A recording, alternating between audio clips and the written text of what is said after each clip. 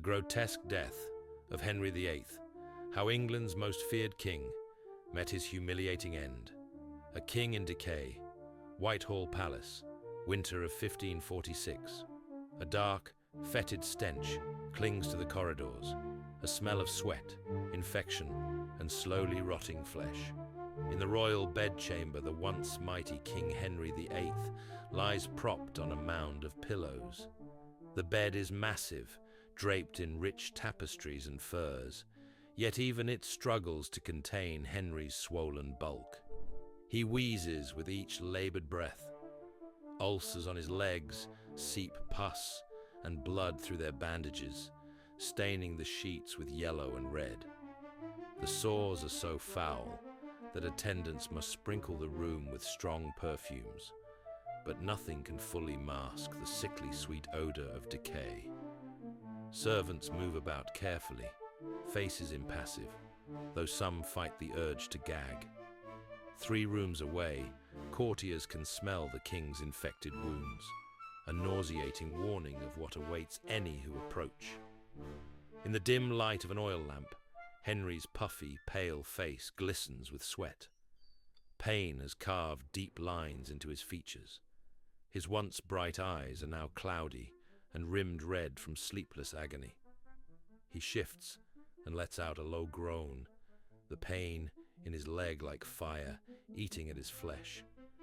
A physician hurries to the bedside with a draught of thick, spiced wine, the closest thing to a painkiller they have. Henry's bloated hand, fingers like sausages, trembles as he brings the cup to his lips. He drinks, hoping to drown the pain and fear that torment him. The wine dribbles down his chin into his unkempt beard, which is streaked with white and food stains. This helpless figure, overweight, immobile, reeking of pus, hardly resembles the splendid monarch Henry once was. How did it come to this? How did England's most feared and powerful king become a living corpse, rotting away in his own palace?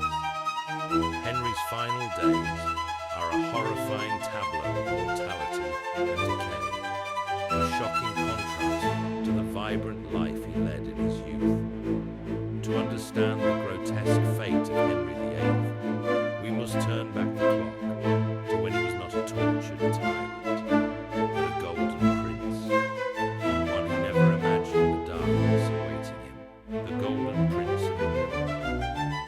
Flash, back to the year 1510. Young King Henry VIII gallops through the verdant woods on a spirited hunt, laughter echoing through the trees. He is 18 years old, newly crowned, and the very picture of vitality.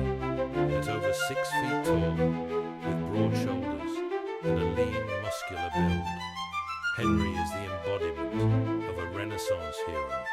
Courtiers marvel at his handsome features, thick auburn hair gleaming in the sun, skin flushed with health, and keen blue eyes alight with confidence. In those days, he moves with athletic grace, whether dancing a galliard, jousting in the lists, or playing a rousing match of tennis. An observer from Venice rhapsodizes that nature could not have done more for this magnificent young king.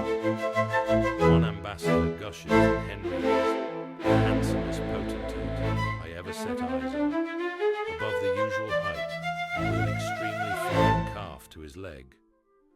The court swoons over Henry's mighty calves, the very same legs that years later will become his torment. But for now, in his youth, those legs carry a vigorously athletic king who seems larger than life. Henry's days as a young monarch are filled with splendor and promise. He wears shimmering silks and cloth of gold, cuts a dashing figure in tournaments, and writes love songs and poetry in his spare time. Indeed, this warrior king can compose music. His court reverberates with the cheerful notes of his song, Pastime with Good Company. To his people, Henry appears almost godlike in energy and charm. He is England's beloved Golden Prince, A king who joins peasant dances in disguise one day and arm wrestles foreign dignitaries the next. He has a quick wit, a hearty appetite for life, and a booming laugh. Power sits easily on his broad shoulders in these early years. He is generous, chivalrous, and eager to earn glory. Few could imagine that this jovial, robust monarch would one day be remembered as a bloated tyrant. Yet even in these glorious years, fate and flaws quietly plant the seeds of Henry's downfall. He is impulsive, accustomed to getting what he wants, and obsessed with his legacy. Above all, with having a male heir to secure the Tudor dynasty. These traits will drive him to dramatic and dangerous decisions. For now, though, Henry VIII in his youth seems invincible. A warrior with the heart of a lion, ruling over a lavish court and a dazzled kingdom. The dramatic irony is that this very invincibility will be shattered in an instant, on a day of sport that turns to tragedy, altering Henry's body and soul forever. The fateful joust of 1536, January 24th, 1536, a crisp winter afternoon at Greenwich Palace. Trumpets blare and cheers erupt from bundled spectators as King Henry VIII, now in his mid-40s, but still every bit the competitor, dons his armor for a joust. The tournament field is muddy from rain, but Henry is determined to compete. He relishes these displays of chivalry and strength. Despite a growing waistline, he mounts his warhorse with practiced ease.